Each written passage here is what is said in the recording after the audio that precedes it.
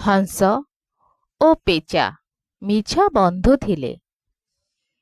ଗୋଟିଏ ଶାନ୍ତ ଓ ସୁନ୍ଦର ଜଙ୍ଗଲ ମଧ୍ୟରେ ଥିଲା ଗୋଟେ ବଡ଼ ପୋଖରୀ। ସେଠାରେ ରହୁଥିଲା ଏକ ସୁନ୍ଦର ଧଳା ହଂସ। ତାର ପକ୍ଷୀଗୁଡ଼ିକ ଚନ୍ଦ୍ର ଆଲୋକରେ ହୀରା ପରି ଚମକୁଥିଲା। ସେ ଦିନସାରା ପାଣିରେ ଭାସୁଥିଲା, କେବେ ମାଛମାନଙ୍କ ସହିତ ଖେଳୁଥିଲା ତ କେବେ ନିଜ ପ୍ରତିବିମ୍ବ ଦେଖି ଖୁସି ହେଉଥିଲା।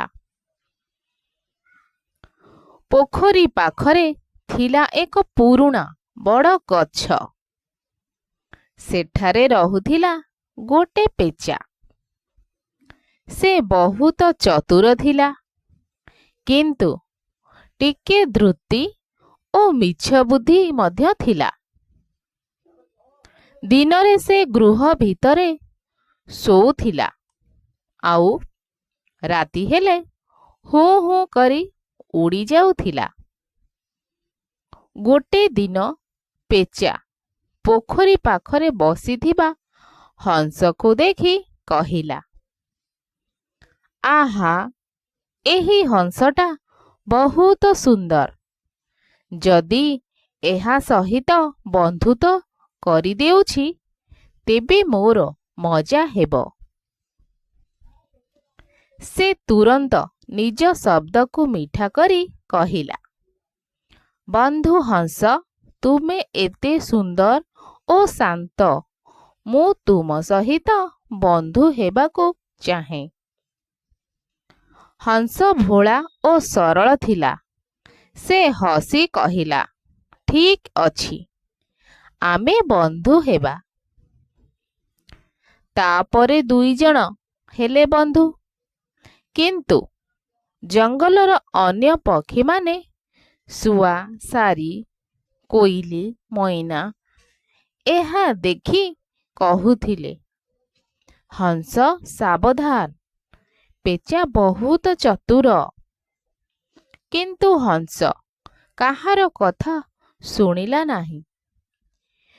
ଗୋଟେ ଦିନ ପେଚା କହିଲା, ବନ୍ଧୁ, ତୁମେ କେବେ ରାତିରେ ଜଙ୍ଗଲ ଦେଖିଛ କି?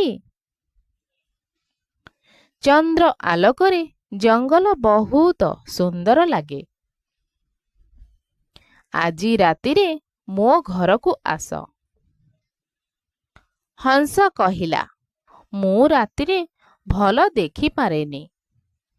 ପେଚା ହସି କହିଲା, ଆରେ, ମୁଁ ଅଛି ନା, ମୁଁ ତୁମକୁ ସବୁ ଦେଖାଇ ଦେବି।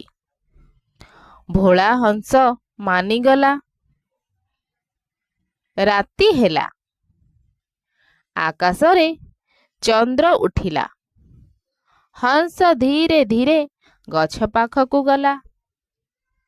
କିନ୍ତୁ ଚାରିଦିଗରେ ଅନ୍ଧାର। ହଂସ କିଛି ଦେଖିପାରୁନଥିଲା। ପେଚା ଆଗରେ ଉଡ଼ୁଥିଲା ଓ କହୁଥିଲା, ଆସ ଆସ, ଡରନି। ହଂସ ଡରି ଡରି ହଠାତ୍ ଧଡ଼ାମ୍ ସେ ଗଛ ଡାଳରେ ଧକ୍କା ଖାଇଲା। ପେଚା ମନେ ମନେ ହସିଲା, ହା ହା, କେତେ ଭୋଳା ଏହି ହଂସ।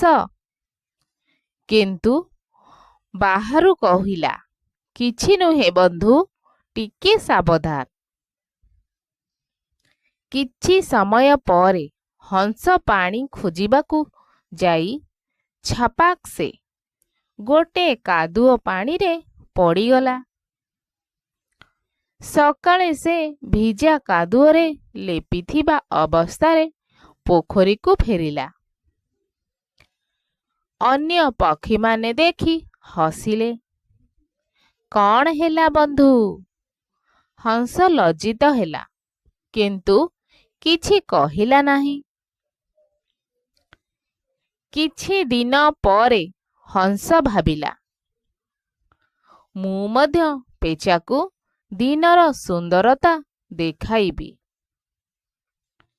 ସେ କହିଲା, ବନ୍ଧୁ ପେଚା, ତୁମେ ଦିନେ ମୋ ପୋଖରୀକୁ ଆସ। ସୂର୍ଯ୍ୟର ଆଲୋକରେ ସବୁ କିଛି ବହୁତ ସୁନ୍ଦର ଲାଗେ।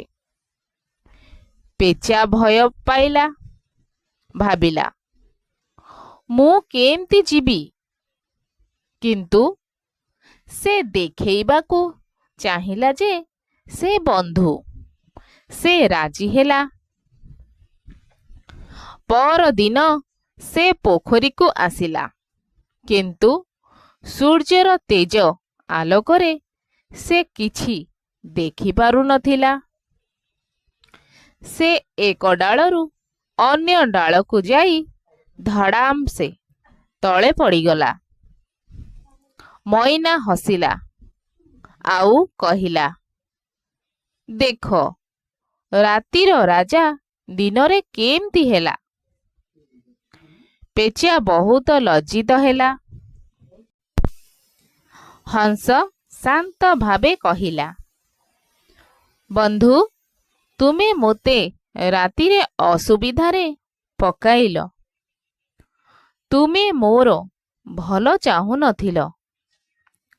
ସତ୍ୟ ବନ୍ଧୁ ଏଭଳି କରେନି। ପେଚା ମୁଣ୍ଡ ନୁଆଇଁ କହିଲା, ମୋର ଭୁଲ ହୋଇଛି। ମୁଁ ତୁମକୁ ମଜା ପାଇଁ ଅସୁବିଧାରେ ପକାଇ ଦେଇଥିଲି। ହଂସ କହିଲା, ମଜା ପାଇଁ ଯଦି କେହି ଅନ୍ୟକୁ କଷ୍ଟ ଦେଉଛି, ସେ କେବେ ସତ୍ୟ ବନ୍ଧୁ ହୋଇପାରେନି।